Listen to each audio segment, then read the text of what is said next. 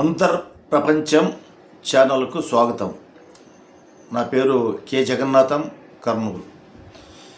ఈరోజు మన టాపిక్ నీ ఆరోగ్యం మీ చేతుల్లో. మీ ఆరోగ్యం మీ చేతుల్లో.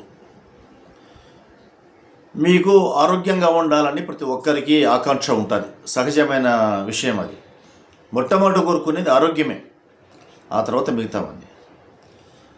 మరి మీ ఆరోగ్యం మీ చేతుల్లో కాకుండా ఇంకెవరి చేతుల్లో ఉంటుంది? ఇది మనం చాలామంది గమనించకుండా ప్రయాణిస్తుంటాం, గమనించకుండా జీవితం కొనసాగిస్తుంటాం. మీ ఆరోగ్యం అంటే ఎక్కడ ఉంటుంది? అది మీలో ఏముండాయి అంతర్గతంగా? సరే, మీ ఇంట్లో వస్తువులు, మీ బయటికి పోతే గేటు, మీ మోటార్ సైకిల్, మీ కారు, చెట్లు, మీ ఇంటి పక్కన ఒక ఇల్లు, ఇటో ఇల్లు, అటో ఇల్లు, వెనుకో ఇల్లు, ఇవన్నీ ఉంటాయి. కానీ మీ అంతర్గతంగా ఏమేమి ఉన్నాయి? స్థూలంగా చాలా ఉన్నాయి. అందులో మీ అంతర్గతంగా ఉన్నటువంటిది శరీరం ఉంది, మీకు మనసు ఉంది, మీకు బుద్ధి ఉంది, ఆలోచనలు ఉన్నాయి, ఆత్మ ఉంది. అన్నింటి కొద్ది గొప్పది ఆత్మ. కాబట్టి మీరు ఆరోగ్యంగా ఉండాలంటే ఏమి కావాలి? మీకు ఏం కొరకు? ఇవన్నీ ఆరోగ్యంగా ఉండాలి.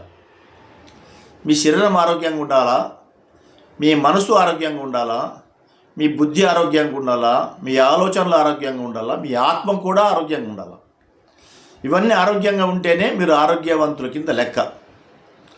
మీ శరీరం మాత్రం ఆరోగ్యంగా ఉంటే మీ మనసు అనారోగ్యంగా ఉంది, అది ఆరోగ్యం కింద లెక్క కాదు. మీ మనసు ఆరోగ్యంగా ఉంది, ప్రశాంతంగా ఉంది, కానీ మీ శరీరం ఆరోగ్యంగా లేదు.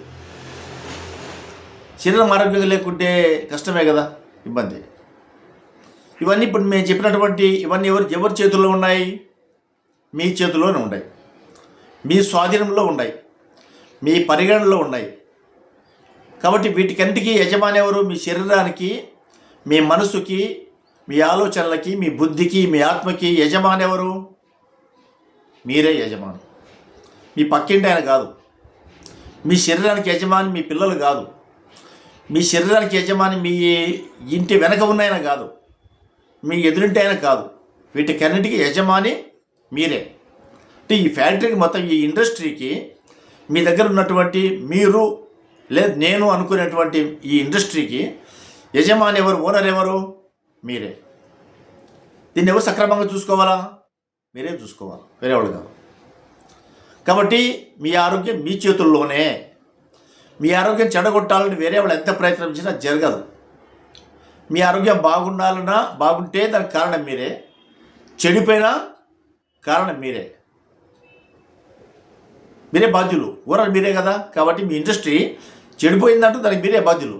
సరిగా మీ మేనేజ్మెంట్ లేదనో, వర్కర్స్ సరిగా పని చేయించలేదనో, ఇంకోటి దానికి సరిగా పోషణ ఇవ్వలేదనో, సరిగా పెట్టుబడి పెట్టలేదనో ఆ ఫ్యాక్టరీ చెడిపోతుంది.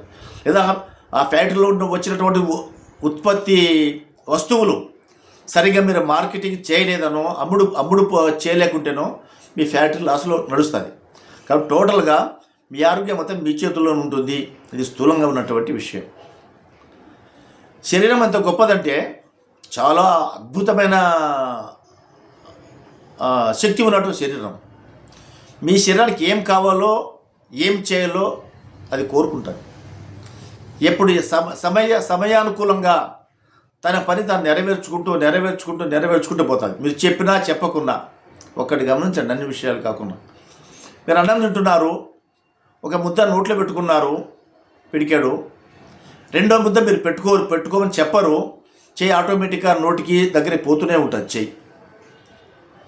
మీరు నోట్లో అన్నం పెట్టుకున్నారు, మీ పళ్ళకి నమనమని మీరు చెప్పకున్నా అది నమిలి లోపలికి పంపిస్తుంది. అది మీ పళ్ళు, మీ దంతాలు తిన్న ఆహారాన్ని ఆటోమేటిక్గా జీర్ణం చేస్తుంది. మీ జీర్ణ వ్యవస్థ అంత గొప్పది. మీరు గమనించారు ఇవన్నీ? మీరు జీర్ణం చెప్పారా? జీర్ణం చేసుకో, జీర్ణాశయమని చెప్పారా? మీ గుండె కొట్టుకోమని నిమిషాలు మీరేమో చెప్తున్నారా? చెప్పకున్నా క్రమశిక్షణగా తల్లి గర్భం నుంచి బయటకు వచ్చినప్పటి నుండి చివరి అప్ టు డెత్ మీ గుండె అవిశ్రాంతంగా కొట్టుకుంటుంది, లయబద్ధంగా. మీ ఊపిరితిత్తులు లయబద్ధంగా శ్వాస తీసుకుని బయటకు పంపిస్తున్నాయి. అంత సక్రమంగా మీ ఇండస్ట్రీలో ఉన్నటువంటి మీ శరీరంలో ఉన్నటువంటి లేదా ఇండస్ట్రీలో ఉన్నటువంటి అవయవాలు చాలా డిసిప్లైన్గా పనిచేస్తున్నారు.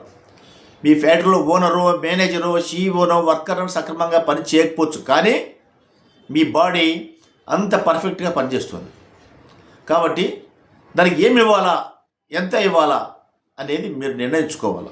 దాన్ని ఎట్లా చూసుకోవాలనేది, దానికి ఏం కావాలో అది ఆటోమేటిక్ చేసుకుంటూ పోతుంది. ఆకలి వేసినప్పుడు నాకు ఆకలి అన్నం పెట్టమంటుంది. ఎక్కువైతే ఇంకా చాలించు నాకు ఇంకా అని ఆటోమేటిక్గా అది తీసుకోదు. నాకు వద్దు అంటుంది అన్నం. మలమూత్రం వచ్చినప్పుడు కరెక్ట్గా టైం ప్రకారం లేపుతుంది. బాత్రూమ్ పొదంప అంటుంది. రాత్రిపూట బయట వరండాలో పండుకుంటే చలి వేస్తుంటే దుప్పటి కప్ప అంటుంది. నీ శరీరం చర్మం ఎండపై కాళ్ళు కాలుతుంటే నీడకు పదంప, లేకపోతే చెప్పు తొడిగించు రాకుండా శరీరం అంటే ఎంతో గొప్పది, అద్భుతమైంది కాదా? కాబట్టి శరీరాన్ని కాపాడుకోవాలా. నీ ఆరోగ్యం నీ చేతుల్లోనే ఉంది, వేరే వాళ్ళ చేతుల్లో లేదు. మళ్ళీ టాపిక్లో మరికొన్ని విషయాలు తెలుసుకుందాం.